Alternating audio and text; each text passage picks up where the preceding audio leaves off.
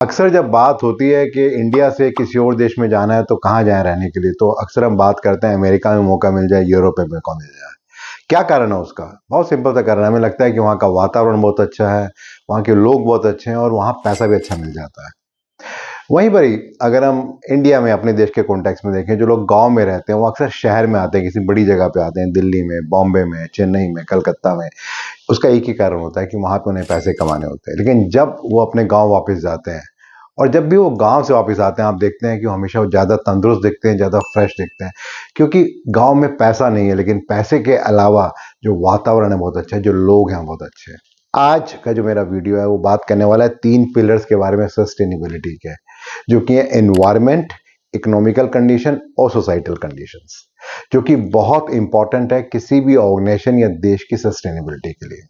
जब तक ये वीडियो समाप्त होगा आपको समझ में आएगा ये तीनों क्या हैं, क्या पर्पज है इसका, क्यों इंपॉर्टेंट है और किस तरीके से इस पे हम काम कर सकते हैं। अगर हम देखें इन 3 कॉन्सेप्ट के बारे में, एनवायरमेंट, इकोनॉमिक कंडीशन और सोशल कंडीशन, ये तीनों ही बहुत ही इंपॉर्टेंट फैक्टर्स हैं किसी भी ऑर्गेनाइजेशन की सस्टेनेबिलिटी के लिए या किसी भी देश की सस्टेनेबिलिटी के लिए। अगर आप एसडीजी गोल्स के बारे में बात करेंगे, जो 17 एसडीजी गोल्स हैं, उन सब में इन 3 बातों के बारे में बार बार अलग अलग तरीके से बात की गई है। अब अंडरस्टैंड करते हैं इसकी इंपॉर्टेंस क्या है। सबसे पहले बात करते हैं सोसाइटल या सोशल जो सस्टेनेबिलिटी गोल है उसके बारे में। तो उसका मेन इंटेंट क्या है? उसका इंटेंट यह है कि अगर हम एक ऑर्गेनाइजेशन के पर्सपेक्टिव में देखें तो किसी भी ऑर्गेनाइजेशन का जो काम करने का इन्वायरमेंट है वो अच्छा होना चाहिए, वहां पे एक इक्विटी होनी चाहिए, वहां पे जितने भी लोग काम कर रहे हैं उनको बराबर का मौका मिलना चाहिए, वहां पे ये भेदभाव नहीं होना चाहिए कि इसका रिलीजन ये है या इसकी कास्ट ये है तो उसके बेसिस पे हम डिसाइड करेंगे।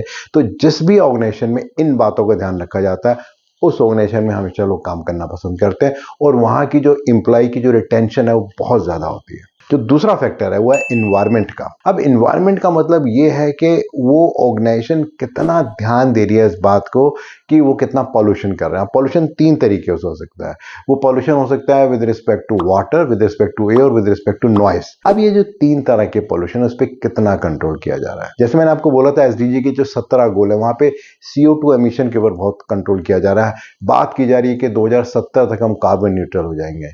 तो उसके लिए एज एन ऑर्गेनाइजेशन वहां पे क्या एफर्ट की जा रही है, किन बातों का ध्यान रखा जा रहा है, जिससे कि जो भी ऑर्गेनाइजेशन के अंदर काम हो रहा है वहां पे हम किस तरीके से इन सब पॉल्यूशन को कंट्रोल कर सकते हैं, किस तरीके से इंश्योर कर सकते हैं कि हम ऑल्टरनेट फ्यूल अगर यूज करना चाहें, आज के टाइम में फॉसिल फ्यूल यूज करते हैं, उसकी जगह पर हाइड्रोजन है, मे बी इलेक्ट्रिक है, मे बी कोई और तरह का तरीका हो सकता है जिससे कि हम इन्वायरमेंट को बेटर कर सकते हैं। और जो तीसरा है वो है इकोनॉमिक। जो इकोनॉमिक फैक्टर है वो बहुत ही इंपॉर्टेंट है किसी भी ऑर्गेनाइजेशन के लिए। अगर ऑर्गेनाइजेशन सक्सेसफुल है, अगर वहां प्रॉफिटेबिलिटी आ रही है, अगर वहां पर ग्रोथ आ रही है, तो इसका मतलब यह है कि वो ऑर्गेनाइजेशन लॉन्ग टर्म तक काम कर सकती है। बट इन केस वहां पर प्रॉफिट की प्रॉब्लम है, नया बिजनेस आने की प्रॉब्लम है, आपको लगता है कि जो ओवरहेड्स हैं वो ज्यादा है with respect to the cost, तो उस ऑर्गेनाइजेशन के अंदर हमेशा काम करने का चैलेंज रहेगा। तो तीनों फैक्टर इंपॉर्टेंट है। अब एक और एस्पेक्ट है देखने का कि ये तीनों आइसोलेशन में काम करते हैं, तीनों मिलके काम करते हैं। तो आप इमेजिन करके देखिए कोई ऐसी ऑर्गेनाइजेशन जहां का वातावरण तो बहुत अच्छा हो काम करने का, यानी कि सोशल वैल्यूज बड़ी अच्छी हो, लेकिन अगर वो कंपनी ग्रो नहीं करी तो क्या होगा?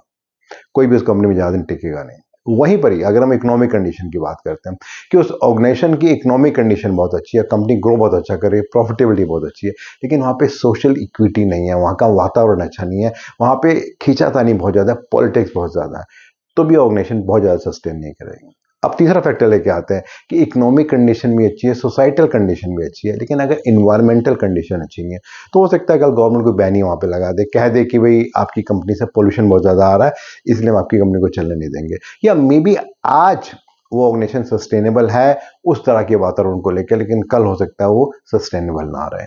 तो तीनों फैक्टर अगर बात की जाए, इकोनॉमिक, इन्वायरमेंट और सोसाइटी, बहुत इंपॉर्टेंट है किसी भी ऑर्गेनाइजेशन की सस्टेनेबल ग्रोथ के लिए।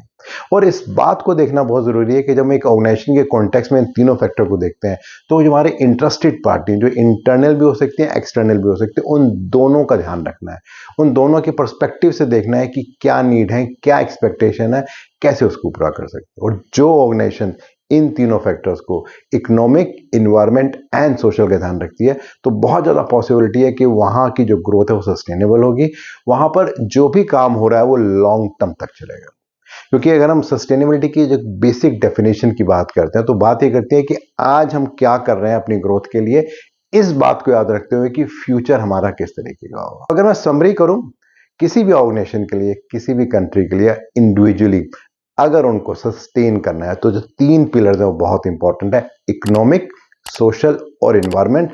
जब इन तीनों का ध्यान रखा जाता है और तीनों को इंपॉर्टेंस दी जाती है तो बहुत ज्यादा पॉसिबिलिटी होती है कि वो ऑर्गेनाइजेशन या वो देश या वो इंडिविजुअल सस्टेनेबल ग्रोथ करेगा और हमेशा ही आगे करती है। मेरा जो अगला वीडियो रहेगा वो अगेन सर्कुलर इकोनॉमी और सस्टेनेबिलिटी के बारे में रहेगा, जहां बात करने वाला हूं बहुत सारे जो प्रिंसिपल्स हैं with respect to circular economy, वो क्या है उनके बारे में चर्चा करूंगा। बहुत सारे फीडबैक आ रहे हैं और हेल्प कर रहे हैं अंडरस्टैंड करने के लिए आपकी क्या एक्सपेक्टेशन, तो प्लीज उसको कंटिन्यू रखिए। इन केस इस वीडियो को आप और डिटेल में जानना और समझना चाहते हो तो नीचे आपको एक लिंक मिलेगा, उसे क्लिक करेंगे तो एक ब्लॉग आपको दिखेगा, वहां और डिटेल में जानकारी मिलेगी इस वीडियो के बारे में। और अगर इस तरह के ब्लॉग्स एंड वीडियोस को आप जानना चाहते हैं, पहचानना चाहते हैं, तो आप अपना फीडबैक दीजिए और मेरा जो यूट्यूब चैनल और मेरी वेबसाइट है उसको सब्सक्राइब कीजिए। धन्यवाद।